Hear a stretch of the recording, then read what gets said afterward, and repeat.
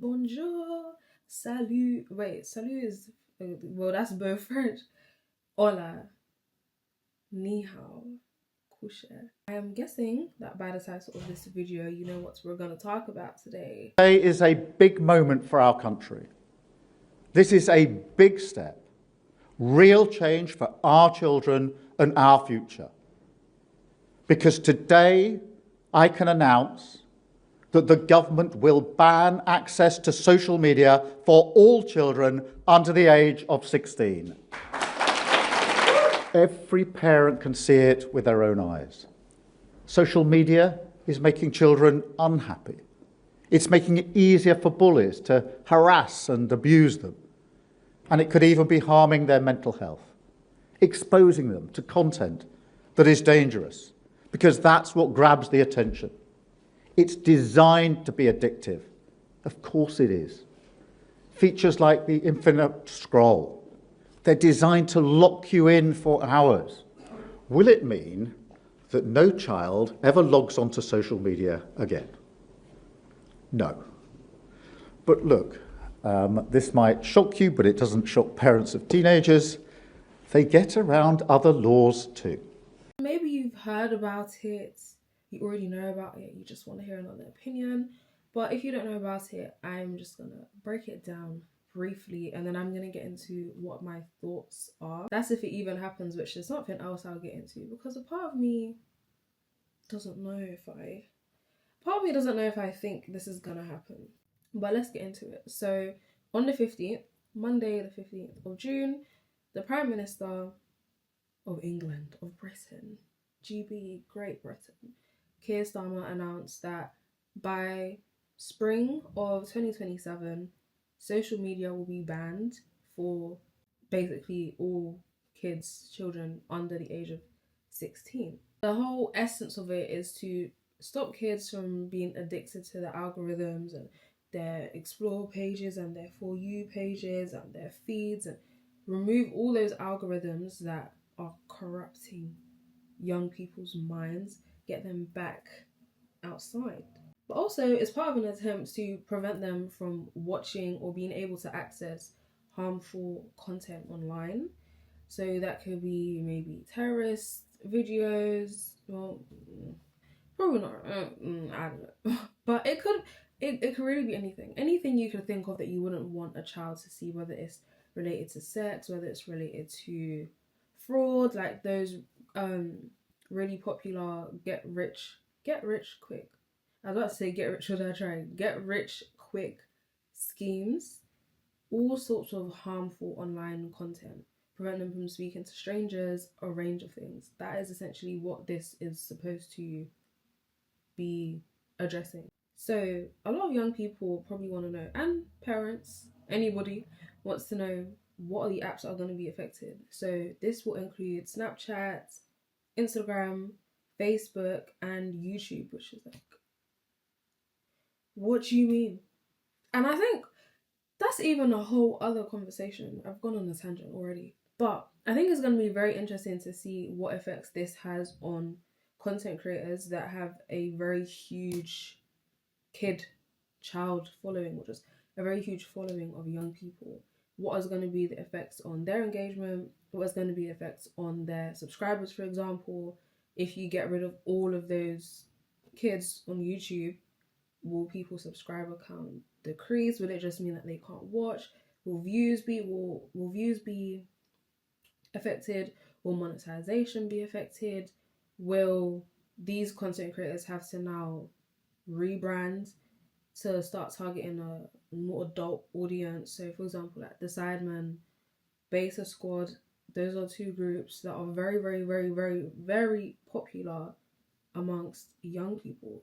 So what is going to be the effects on them if the people that consume their content are no longer online?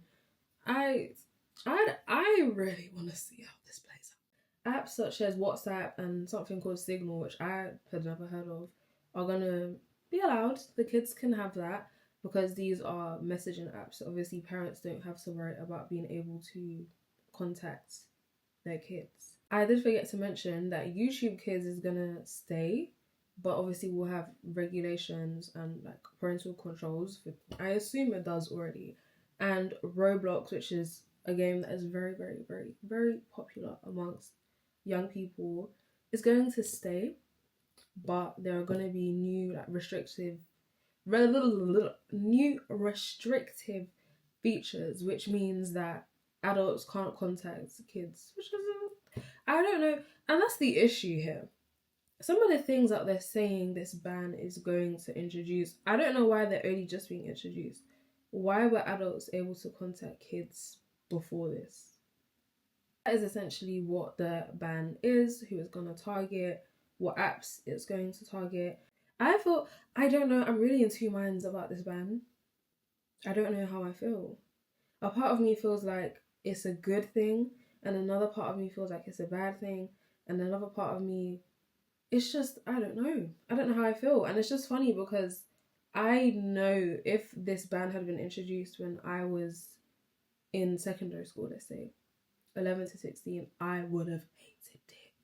There are so many memories that I have on Snapchat from secondary school that I wouldn't have been able to capture or keep if it wasn't for me having Snap and having access to Snapchat. So I don't know. I don't know, but we'll talk more. We'll talk more. So you're probably wondering, okay, how are they going to prove if somebody is 16, yeah, or is somebody over 16 or somebody under 16? So what they're going to be doing is incorporating things such as face scans, like basically like Face ID. It scans your face and will work out using AI, I assume, will work out the age of the person whose face has been scanned. There will also be things such as having to upload ID, whether that's a passport, whether that's a driver's license, whether that is a credit card, which even reminds me, because they've already kind of started, I don't know, expand on that, but because they've already kind of started, some restrictive measures in the UK, when my iPhone when my iPhone updated a few days ago or weeks ago, in order to confirm or verify that I am over the age of 18, I had to either upload a picture of my credit card or upload a picture of my passport. And I decided to go with passport until I realized I couldn't find my passport. It was a whole thing, scavenging through my room just to verify that I was over 18. But that was introduced in order to prevent people from being able to access porn websites, which now you must verify that you're 18 before you're able to access them. Now, where the controversy lies is the fact that people have VPNs. And before anybody says I'm snitching and oh my god, people, they know, they know, they know about the VPNs. People have VPNs, so regardless of you being 18 or not, if you can download a VPN on your phone, you can still access porn websites. I don't know yet which other websites or what other kind of content has been blocked, but I do know that they were specifically targeting porn and trying to prevent young people from watching that, which I think is a good thing. That I will stand on that. I'm gonna stand on that. I think it's a good thing that they are preventing young people from watching porn just because of. I could really go on. I could, but the effects that it has on young people's minds and their brains and the pressures that it creates. I mean, it creates pressures for adults, let alone young people who shouldn't know much about sex. Probably shouldn't be. I don't want to get too on here, but I will say yes, young people should not know much about sex. You know, and you can only imagine. You can only imagine the impact it's having on their self-esteem, especially for young girls, feeling pressure by young boys who may be watching porn to look a certain way, certain parts of them should look a certain way, they should be able to know how to do certain things, they should know of certain things. It creates a lot of unnecessary pressures and a lot of unnecessary insecurities, I may say. And we don't want to plant that seed from early. So I personally say get them banned. Get them banned. Let that I support that. So there is more controversy around that. And that comes from people that are all about like data protection and preserving our rights. And that being the fact that now we're handing over biometric data in order to use our phones, or in order for adults to be able to access whatever it is they want to access. Um, and of course, that could put our information at risk. That's a huge like data protection risk. Now, data protection has to be upped, security has to be upped, cyber security. Like, there's a lot. There's a lot of thing. It's you really underestimate. Like at first, in theory, it sounds like get it banned, it's fine, but there's a lot of sub. What's the word I want to subsections? I don't know. There's a lot of parts, a lot of moving parts here. So now you're probably wondering as well, okay, they're saying that they're going to ban social media, but they also say a lot of things. A lot of governments say a lot of things, but don't actually do them. So how likely is it that this is actually gonna happen? Well, first of all, Britain is not the first country to ban social media for under 16s. Australia, Australia, Australia was the first country to do that. So it's already been done somewhere. Meaning, if it's already been done once, it can be done again. Not to mention that across the different parties, whether that is the Liberal Democrats, that's the Conservatives, it's Labour, even Reform, like Nigel Farage has come out in support of it and has basically said that it's a good idea. So a lot of the political parties agree. It's pretty hard to get them all to agree on one thing. But for the most part, the general consensus within the government is that this is a good idea. And so this union of the political parties means that it's very possible that it could happen. Meaning if there's to be a vote, they probably will vote to go for it. Get a banned. Get them banned. Although we have to remember, Keir Starmer has been under a lot of pressure over the last couple of months, years. His entire prime ministership, shall I say, he's been under a lot of pressure. So whether or not he will remain prime minister to even put it into effect is another thing. We don't know. That kind of puts things up in the air as well. And so I think because our prime minister has been under so much scrutiny and under so much pressure, his position right now means that if anything, he really wants to make this happen. He's going to want to do something that restores people's confidence in him and restores people's faith in him and has people thinking, okay, at least we can say he said he was going to do this and he did it. Now let's get into my thoughts. More importantly, my thoughts. And honestly, like I said before, if this had happened to me, I would have absolutely hated it. Like, hated it so much. The amount of memories that have been made. You make memories even online. Like, regardless of being there in the moment and snapping or taking a picture or uploading a picture, even the conversations that you make, the group chats that are made, I'll never forget the app for me. What year was I? What year was No, not. I was going to say 2014. No, Year 9 was maybe like 2017, I think. But there was this app called Uvu. I don't know if it's still around. It was an orange app. That app used to see me every day. Every day I was on Uvu. By 5 p.m. I'm on Uvu with my friends. It's like a group. It was basically like, how would I describe it? Like a group FaceTime. But I loved Uvu. Like Uvu was amazing. The amount of I'll never forget. But like these are little things that young people are going to be missing out on. But another thing that I took note of is that I'm actually very interested as to why there is so much attention on people's online use. I don't want to say all of a sudden, but in terms of policy, there's a cost of living going on, there's a war in Iran going on, there's wars going on around the world, and we're more focused on what people choose to do online. I just feel like, in some ways we do have bigger fish to fry. Like, you'd think that there are other things that would take precedent, right now. That's like, okay, we're more focused on this. I do think it is important to regulate young people's social media use. But I think compared to the array of issues in Britain, the fact that this is what they're choosing to knuckle down on is quite interesting. Like, as I said before, the facts that even things such as government IDs, digital IDs, was proposed, and then having to upload your ID to verify your age as well.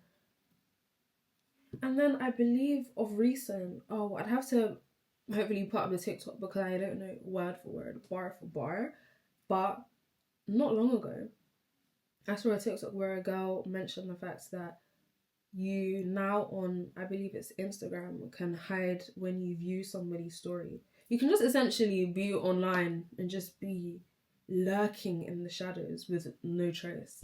And it kind of makes me wonder, why is this happening? You know, like, what's going on? I'm wobbling. What's going on is what I want to know. Like, what is going on online that digital IDs are needed? Like, what do y'all know? I feel like they know something we don't. And I would like to know what that thing is. Why are digital IDs becoming a thing? Why is this social media ban happening? Like, what's going on online? And I think it's quite interesting, not to be a conspiracy theorist. Is this on? I think so.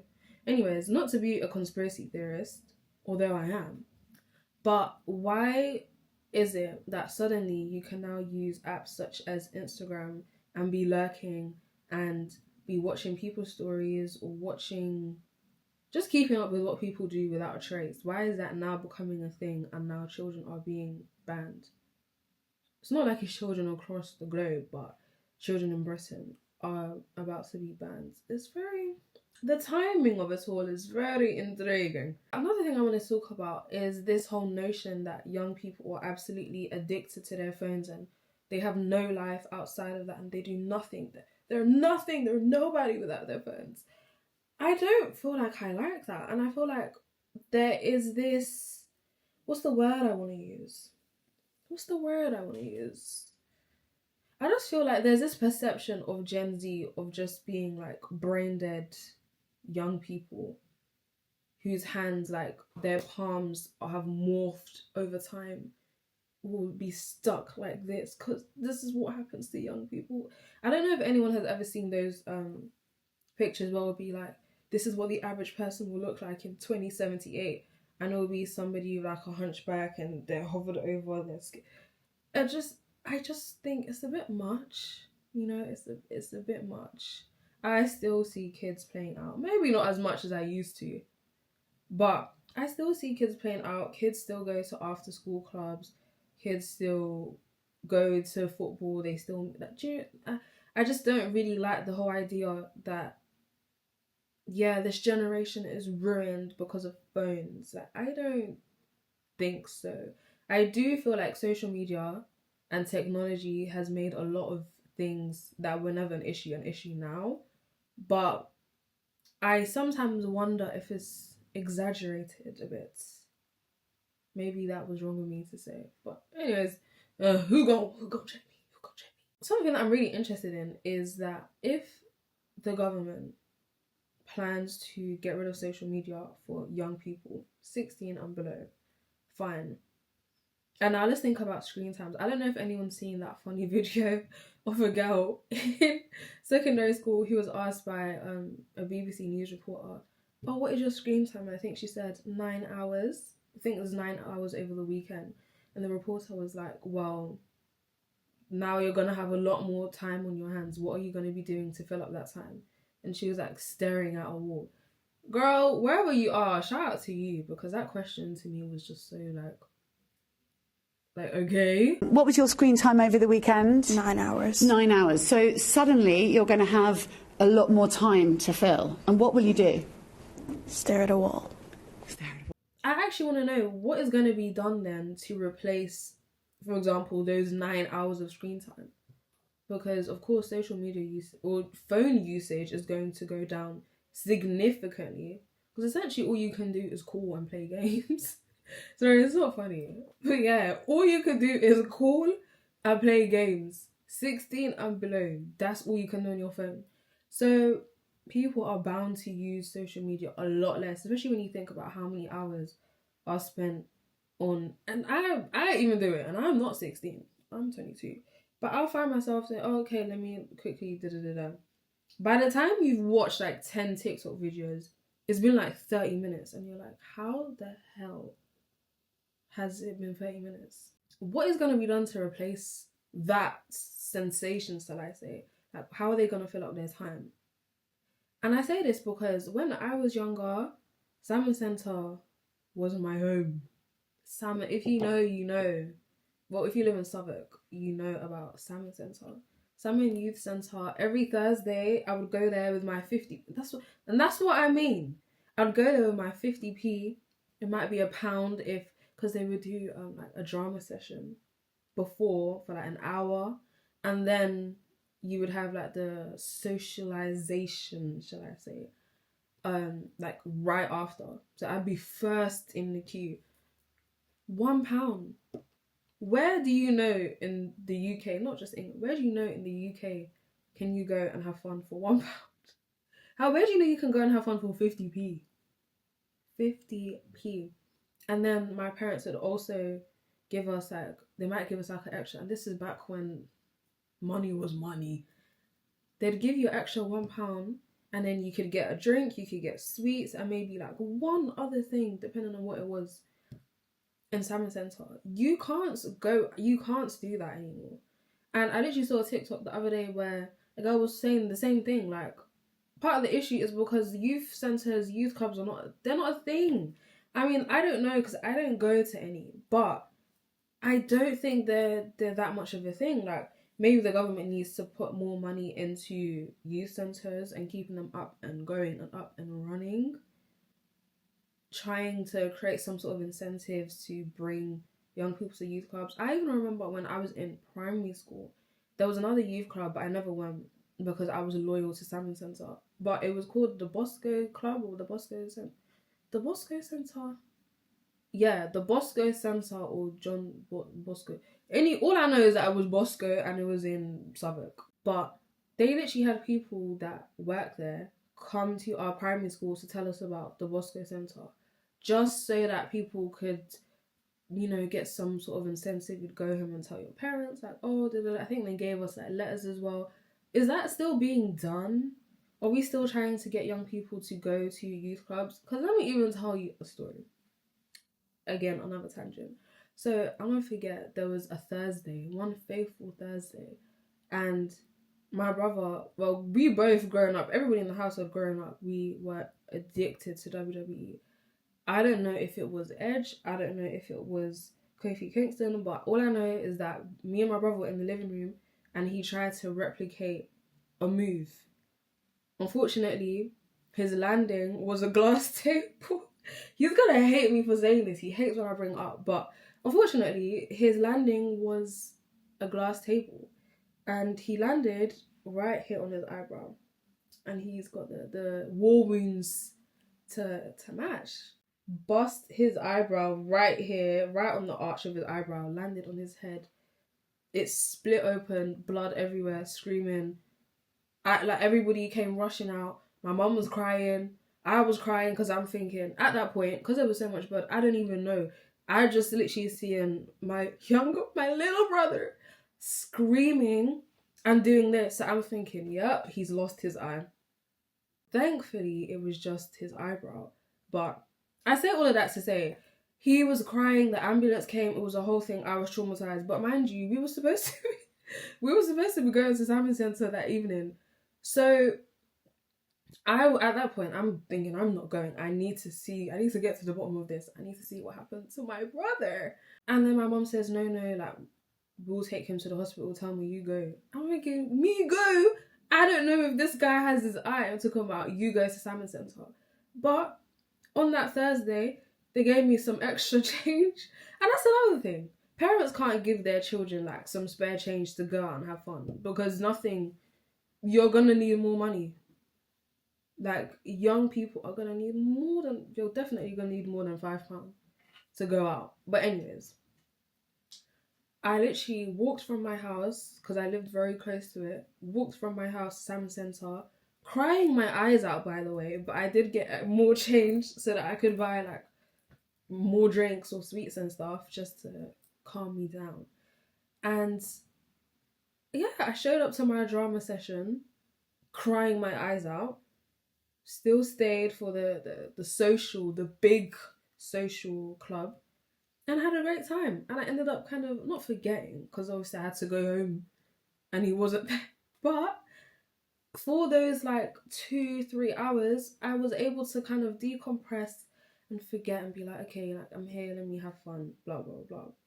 Now, do young people have that? Is there somewhere that a young person can go outside of school to, let's say there's stuff going on at home? Because like I said, in my experience, it was just he had gotten hurt. But let's say there is a young person who is living in a house where domestic violence is going on. Or let's say there is a young person who is being abused themselves. Or there's just so many different factors. Just a young person who maybe does not necessarily have a good home life and needs a bit of an escape. Where can they go? Because when I was younger, you could go to Salmon Centre. But where can you go now? Because if you go anywhere else, then it's, oh, you're loitering, then it's antisocial behaviour. So what really do we want to do? What really do we want to do? And I feel like that's why you will see some young people sitting on staircases, for example, or in this park at so-and-so hours doing this, or over here doing this, or causing some sort of disruption on the streets, because there isn't really somewhere for them to go and socialise.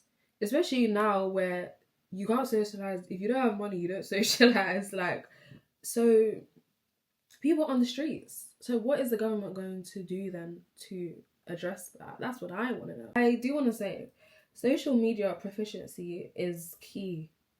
In general, technology proficiency, knowing how to use your phone, knowing how to communicate with people is key. In this world that we live in this era, this very, very, very, very digital era, it is so important to be able to communicate with people and be able to use your phone. You know what I mean? So does it make sense to remove social media from young people now when it's a part of life now? Like, this is a solidified and stamped part of life. And I also feel like the longer you hold somebody off of something, the less, how would I want to word it? Just essentially, is it not better to make social media safer and take more measures to teach internet safety to kids now than scrap it until they turn 17? And then when they're 17 now, then it's kind of like they I don't even know what word to use, but they just lose it. Like, you don't know how to act. Because right now I'm just thinking of the Bible verse in my head. Train up a child in the way that he or she should go, so that when he or she grows up, they shall never depart from it. And I say that because why not just, I don't know if anybody heard that. I'm scared. But as I was saying, why not just teach internet safety? And I mean, I'm sure that it's been being taught. But I remember the other day, me and my friend were saying, ads are not scary these days. There are a couple, even recently I saw a really great ad, and it was to do with domestic violence. And it was a woman advertising a house.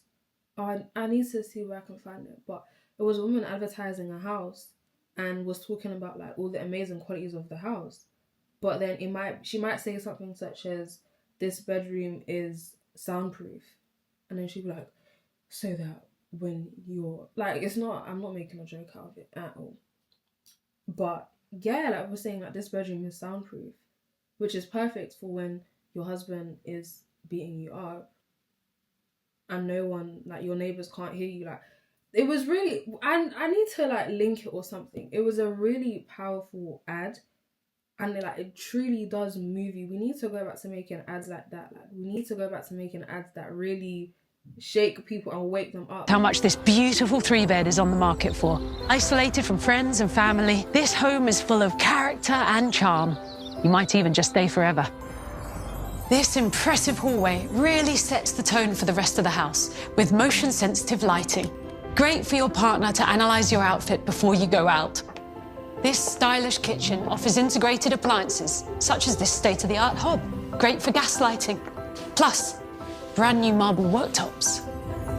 These beautiful units are both soft close and lockable. Perfect storage space for your partner to confiscate the things that matter to you, like your phone, even your medication. And with this smart thermostat, you can remotely control not only the temperature of the house, but anyone trapped in it. Now the living room really is the heart of the home. And these gorgeous windows come triple glazed, meaning you won't hear a thing from the outside. And outside definitely won't hear in. There's no bathroom door, so what you gain in open space, you lose in dignity. The showstopper, though, really is this deep, roll-top bath. Luxurious, immersive, perfect for that long soak. Or being held under by the back of your head. And it's here, when this dream home has become a nightmare, that you'll call refuge. The first step to finding safety, support, and hope.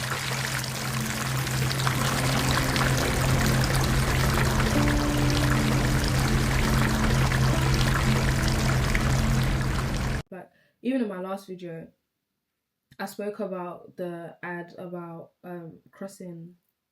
I keep saying excuse me.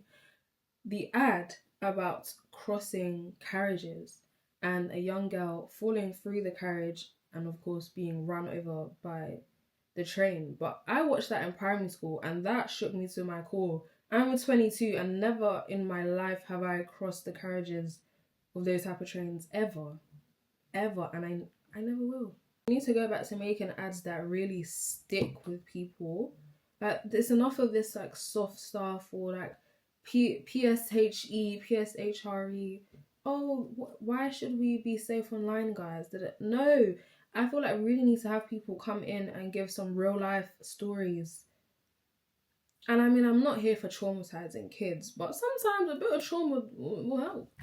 Like a little, do you know what I mean? Sometimes you need to be told a story to wake people up. And I think maybe even take on a more modern POV, shall I say, of social media and things that young people do really deal with. Like, it's not always just about speaking to strangers online. What about things such as revenge porn? That is something that I feel like a lot of young people not experience, but it's something that they do need to be privy to, shall I say. Because like I was saying before about the whole idea of porn being banned for young people are coming to an age, they're getting older, you're experiencing different hormones, you're maybe starting to have your first crushes, you're starting to like boys, you're starting to like girls, whatever it is, you're maybe more curious, relationships are changing, and I feel like the way that it's taught in schools is it's not that realistic. Like, maybe you need to have people like me come in and be like, so have people that are more relatable to young people talk to them about social media, rather than have a teacher maybe 20, 30, 40 years your senior talking to a child about internet safety. Do you know what I mean? Like, and when I said revenge porn, things such as a girl or a boy being pressured into sending pictures or videos of themselves, or videos or pictures of themselves doing things, that is all included in internet safety. But whether or not that is something that is discussed, I don't know. I might have to ask some of my friends with siblings still in secondary school. But those are the kind of things that need to be taught and discussed as well. That part of internet safety is just as important as not speaking to a stranger online, not posting your address, not telling people where you live at. Those things are just as important. All in all, I think we just need to take a bit of a different approach to internet safety. And something else I wrote. Where is it? Where is it? Where is it? Oh yes. Some of the issues that they are trying to eliminate by getting rid of social media will still be there. And that's why this whole thing of Keir Starmer being inspired by Australia banning social media for under 16s. It's so interesting because reporters have spoken to some under 16s in Australia and they say that there's no difference. Like, you can bypass the ban. VPNs exist. And in general, if somebody really, and this is what me and my best friend were saying before, things like this, I feel, make children sneakier because now you're giving them greater lengths to go to hide things. You know? Like, for example, with me, my mom's phone is my phone in the sense that her passwords, I know all her passwords. I know all her passwords to basically everything. So let's say I was 14 and my mom is not a social media person at all. So I'm the one that literally was telling her about Instagram or Snapchat and that stuff. She knows Facebook and even then she barely uses it. But let's say I was 14 and my mom is not like the most tech savvy person. She doesn't know about all the apps and etc. I could very much just download Snapchat on her phone. And because of this ban and people needing to verify their age, her phone would have already verified that she's 18 plus. And I could make an account on Snapchat, and so could some of my other friends. And I could be using Snapchat from her phone. Like, there are very much ways to bypass it. And that's what I was saying, that we've already seen that happen in Australia anyways. But I went on a tangent again, so I need to stop. But yeah, what I wanted to say before I went on my tangent is bullying, for example. Bullying is not just online. Bullying is physical. So let's say bullying is something that they want to prevent.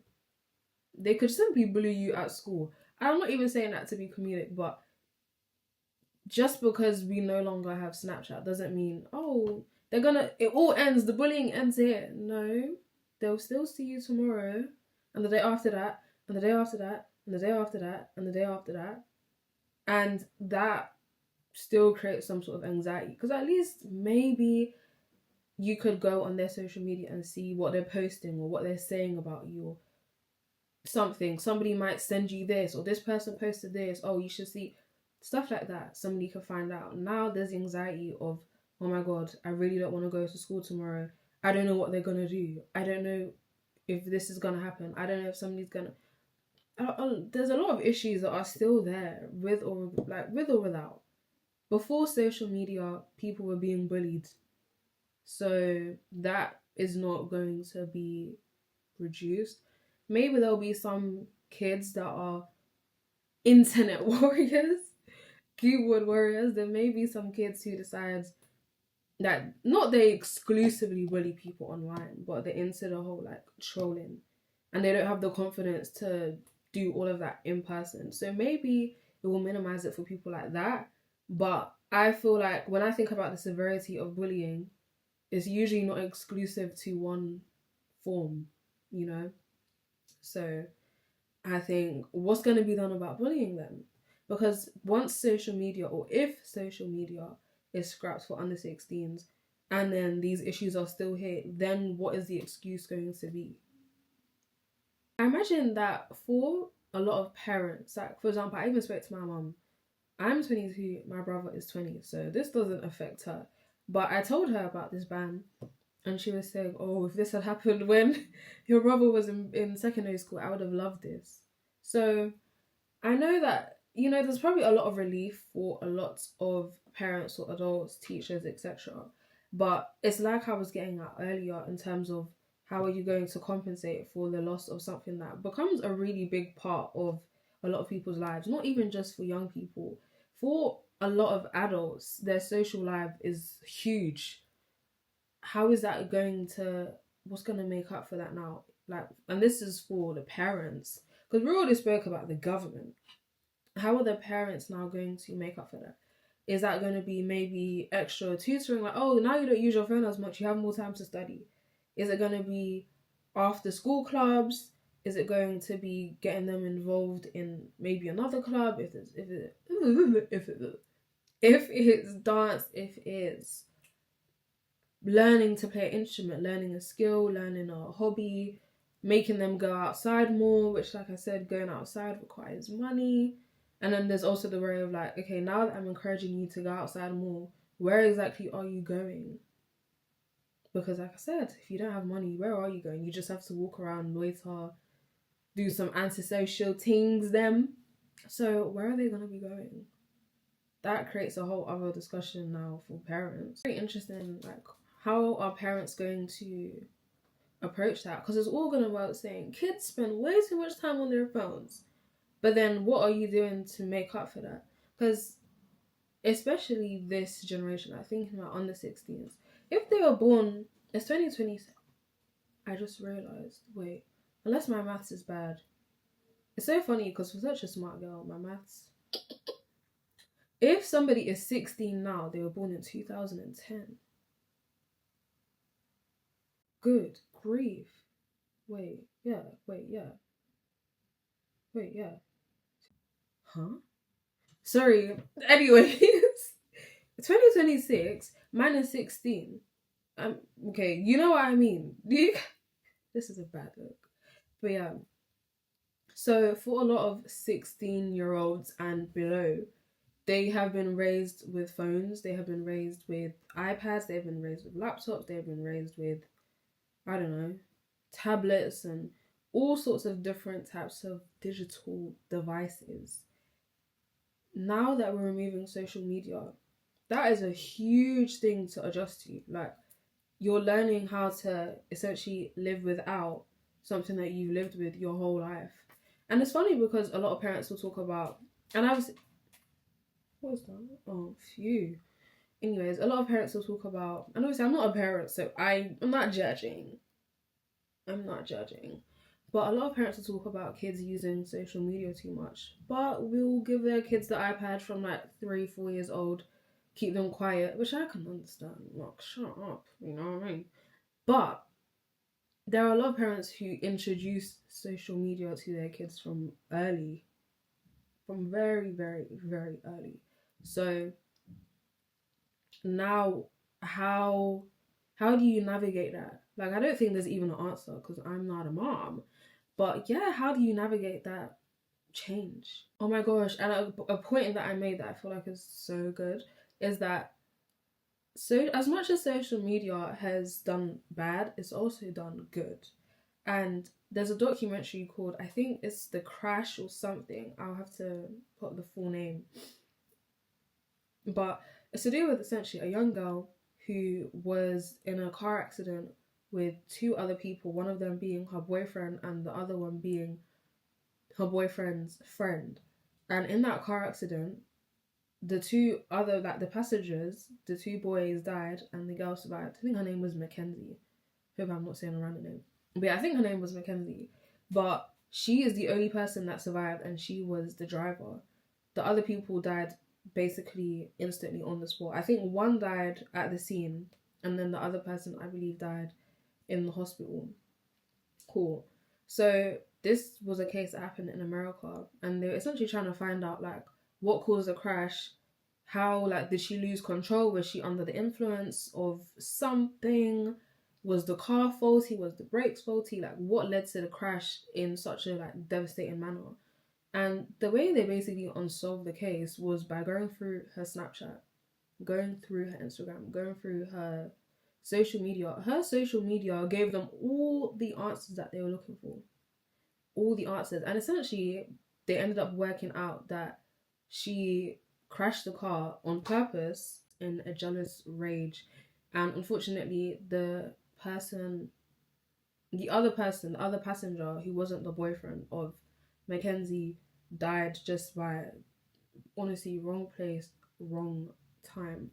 And it's crazy to think that they were able to find her motive, or what would have been her motive, for killing these people or getting into this car crash by going through her phone.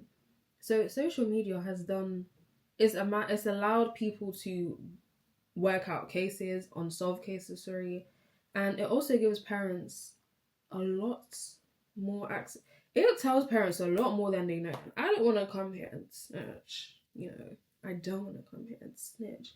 But it genuinely has allowed parents to know a lot more about their children's lives than they necessarily would have. Because if your child doesn't tell you directly, how will you know? Unless you go through that phone. And if you go through that phone, you are bound to find something. It might not even be something bad, but our phones tell so much. You could go on my phone right now and you could tell who my favorite artists are. You could go on my phone and tell what my favorite color is. You can go on my phone and tell where I like to shop. You can go on my phone and figure out who my best friend is. You can go on my phone and figure out who my friends are. You can go on my phone and figure out when I was last dating some. There's so much you can figure out by going through that phone. Like, it genuinely gives parents so much. Not even just parents, because at the end of the day, the police too. When there's a crime or when something's gone on, they want to see that phone. They want to see that phone. Like, it allows people to get such a massive insight into who we are. And so I think, as much as I used to hate having my phone gone through by my mum when I was younger, if that could be a measure as well, like spontaneous phone checks. Even when I was in secondary school, they used to go, I hate that, but they used to go through our phones as well. I don't really like that. And it's funny because me and my best friend were saying, like, it's funny because how many times did I say it's funny? It's not that funny. But yeah, you will say these things now as somebody that's older, but you were once a young person who would have hated that. Like me right now, I can understand why a school would want to go through a young person's phone because, oh, there's some atrocities on there for some people. But me before would have been like, no, it's an invasion of privacy, which it is. Because like I said, our phones carry so much. But when you get older, you do realise that there's honestly some young people going through some of the most insane things. And you won't know unless you go through that phone. So yeah, like spontaneously checking that phone. Like we're at the dinner table, maybe it's been 3 months since I last went through your phone. I'm like, hey you, your phone. And we never say their name. My child, can I have your phone? You go through your child's phone. And hopefully your child will listen and hand it over willingly. But even sometimes the refusal to let you in there. I mean, it could be both. Like, for me, I would never refuse because I was too scared. My mum, you know, right? But the refusal could even be like, what are you hiding in there? Do you know what I mean? What you have to hide? Because for me right now, anybody could go through my phone. I ain't got nothing to hide. But sometimes if you got something to hide, you're going to be very, very protective of that phone. In more ways. And this goes for more ways than one, like, actually. But yeah, it's like, going back to my point, I just feel like removing social media for young people, it just makes them more sneaky. Like, me and my friend always say that if you grow up in a strict household, it can either go one or two ways. Either you grow up with a child who is very, very hyper, not authoritarian, is that the right word?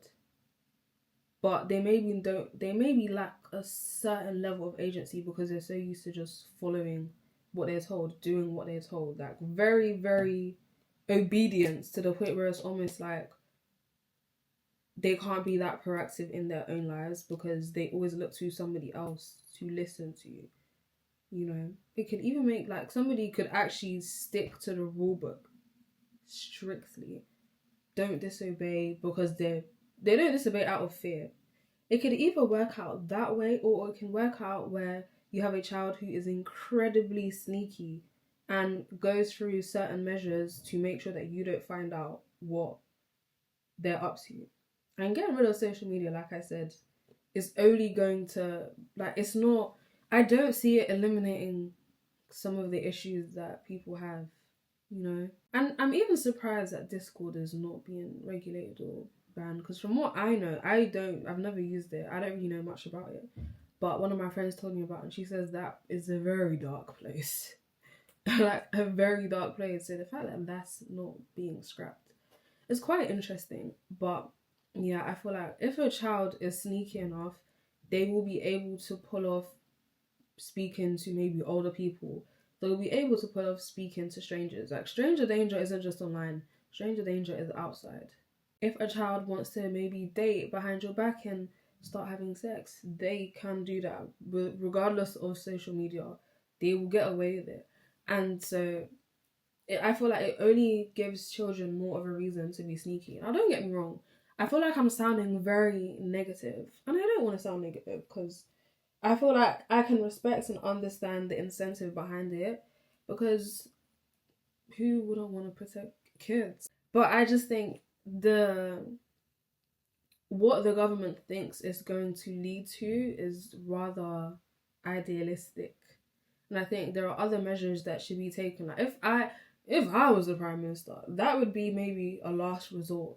Like, I would do all the other things that I had said before and had suggested before, such as you want to minimize people's consumption of algorithms, or young people's consumptions of algorithms. Then maybe give them more things to do outside, and give them things to do that are affordable, or give them things to do that are free.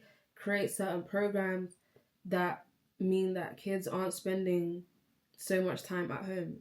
Because, and I even used to say this when I was in secondary school, but especially as a girl, for a lot of girls, you just go home, like, it's home and school, and then you might meet up with your friends, but it's home and school. Boys, because sports is usually like more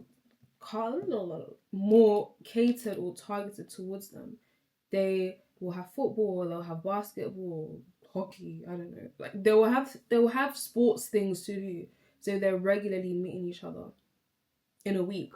Whereas for some girls, when you go to school, you go to church, you come home, those are the three places that see you in a week. Like, not many girls have hobbies, you know. Even me, I realized when I got to maybe sixth form, like, what do I do? What do I actually like to do? Because my life is genuinely going to school, home, and church. And then, like, what do I actually do for fun? Like, what's my hobby? And all my hobbies were at home. So I think giving young people more things to do that will get them outside of the house. Oh my days, even when I was younger, I keep thinking of like random stories, but I even remember when I was in primary school, the Catalan used to do this thing called the Big Summer Splash. At my old age, if they did that now, this year, I feel like I would be there. I feel like I would. But the Big Summer Splash was this thing that they do in Surrey Keys. I don't know if that was the early decathlon to do it, but they do it in Surrey Keys, and they would somehow turn like the car park into this like huge. I really don't know how they made that happen now that I think about it, but they would turn it into this huge like swimming area, or huge like swimming facilities, something, and parents would bring their what's that? Oops, not my hair anyways. Parents would bring their kids to the Big Summer Splash. I can't remember if it was free, but I know it was cheap. If my mom's saying something is cheap, I know. Like, parents would bring their kids to the Big Summer Splash, and then it was just a swimming thing. Like, you just go there, swim, be there with other kids. Like, parents would like kind of sit around the side, like just kind of watching, safeguarding and stuff. But it was so much fun. Where are things like that? Because that even ended many moons ago. Unless I'm wrong and they still do it, then I might have to. Me and my unitard. But anyways, no. But yeah, like, I remember that ending years ago, like whilst I was in primary school. I feel like I remember there being a year where I wanted to go, but I didn't see the Big Summer Splash, and I kept asking my mum, "Oh, mummy, when's the Big Summer Splash?" My mum's like, "It's not here. They're not doing it this year." So things like that that is for me, that's a core memory. Like that, even if I ask my brother right now, he'll tell you about the Big Summer Splash. Things like that, like what's being done so that young people don't have to spend hours and hours on their phones. Like, we've gotten to a point where people would rather be on their phones because their phones are more entertaining, let's say, or their phones have more action or more lively than their real life. And I think that's quite sad. Like that, I feel like that is sad. And even though this video is about young people, it's not like that's an issue specific to young people. That's an issue for everybody. There are many people whose online personas or whose For You page or the reels that they're watching, etc., are more entertaining than their real life, like spending time with their family, going out with their friends. All in all, overall, I've gone on many tangents today, but the bottom line is that it's not that simple to just scrap social media. Like, once you scrap social media, what's next, mate? What do you have for us now? What's next? Like, what? How does that address all the issues that young people experience and face? And even me, I would love to go into, like, there's so many things I dream of doing in this life, but one of the things I would love to do is be some sort of, like, guidance counselor and just speak to young people, because I feel like it's so important to have people that can relate and can at least relate recently. Like, I can speak to somebody that is in secondary school or sixth form right now and relate to what they're going through, or relate to how they feel, or just relate to so many things, and can give advice from a perspective that's not so over simplified. I want to just wrap it up with the fact that this social media ban also ignores different types of children and ignores different types of situations and different types of factors, which I did hint at before when I spoke of kids who may use social media as an escape because they have, like, a negative home life. Like, they might just put in their headphones and watch a YouTube video and now that's gone.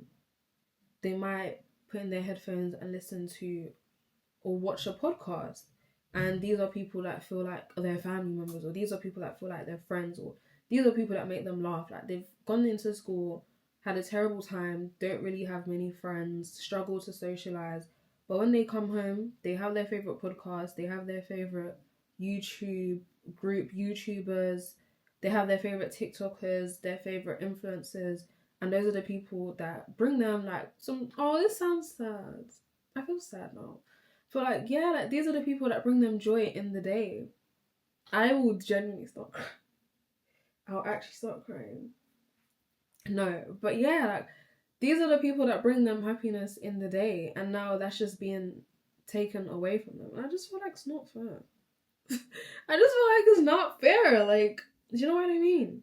And yeah, like, I literally wrote here that some people just feel more comfortable making friends online. I've made some friends online. There are some people that, like, I'll know them, like, know of them, or, like, know them locally and whatever, but just through becoming mutuals with these people, when you see them in person, they're like, oh my gosh, hey, da da da da. Like, yeah, I just feel like, I mean, I'm not somebody, I don't struggle to socialize, but I can imagine that for somebody that struggles to socialize in real life, this is something that's very daunting, and it creates a lot of awkwardness for a lot of kids that don't necessarily have it that easy, where it's like, okay, I can have Snapchat gone, but I can still go in and have a huge friendship group of people, you know?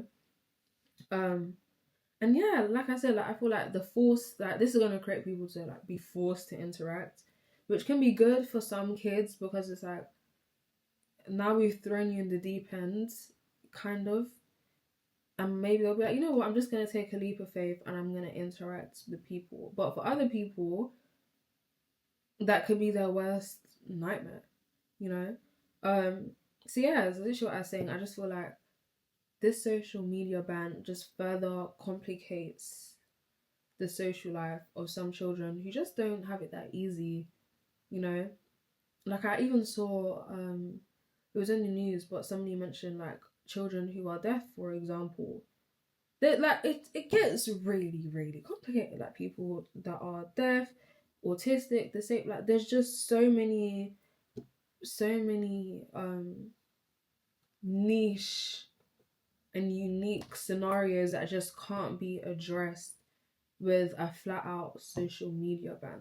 So all that to say, whether or not that will actually happen, like, this ban will actually happen, only God knows. Like, who knows? Maybe by spring 2027, I come back to this video and I'm like, You did all that yapping for nothing because it's still here. But I just think it's very interesting, you know, and it's interesting to see the different reactions of kids and parents, because for some reason I thought that for the most part, no, for some reason I thought that it would be a unanimous feeling amongst young people that don't you dare take away my apps. I thought it would be that, but I've seen some kids say that it's good and it's better to get rid of it because it's too hard to do this, or like people have failed with internet safety, so it's better to just get rid of it. More people will go outside and blah blah blah. I've seen some young people say that. I've seen some parents say that, like, oh, I'm grateful for this, that now parents don't have to worry about X, Y, Z. But I've also seen some kids and parents say, oh my gosh, this is just lip gloss, guys. Oopsie. I don't know how long that's been there. But yeah, I've seen some kids and parents say that the government shouldn't be the ones to tell them what to do in terms of, like, how to describe it. Like, I've seen a child say, I'll see if I can put it up, but I saw a child who was interviewed say that they feel like their social media usage and whether or not they have social media should be determined by them or their parents. It should not be determined by the government. And I feel like situations like this really show how much people value just their autonomy. And the fact that it's like, okay, I want to be able to make the decision. Like, I don't want you to decide that I can't do this, or I can't watch this, or my child can't do this, or my child can't do that. I want to be the one to make that decision, you know? So, yeah, that's all I gotta say. Thank you to whoever this video stumbles across, whoever watches this. Adore you, love you, love you, love you for real, for real. And yeah, like, I want to know people's thoughts. I want to know if people agree with what I've said. I have said a lot today. When don't I say a lot? But I'd love to know, like, people's opinions. Do people feel like this ban is gonna happen? Do people feel like this is all chattings and it's not gonna happen and it's just another proposal from the Gav that's not gonna come to pass? Do people feel like a social media ban is needed? Do people feel like it's overdue? Do people feel like this is a terrible idea and it won't work? I want to know it all. Want to know it all of it. Whether you comment it, whether you message me it, like, I do love to chat about stuff like this, as you can tell. So yeah, thank you guys for watching. I think I'll say this, but like, if there's anything else that comes up in the news and you think, oh my gosh, I want to hear your take, I want to know what you think, let me know. That's what I'm here for, you know? So yes, I'm going to love you and leave you with a little ASMR. I'm gonna love you and leave you. So goodbye, guys. Goodbye, guys. And see you. I don't know what day, but I'm trying to be consistent, so I'm gonna see you another time.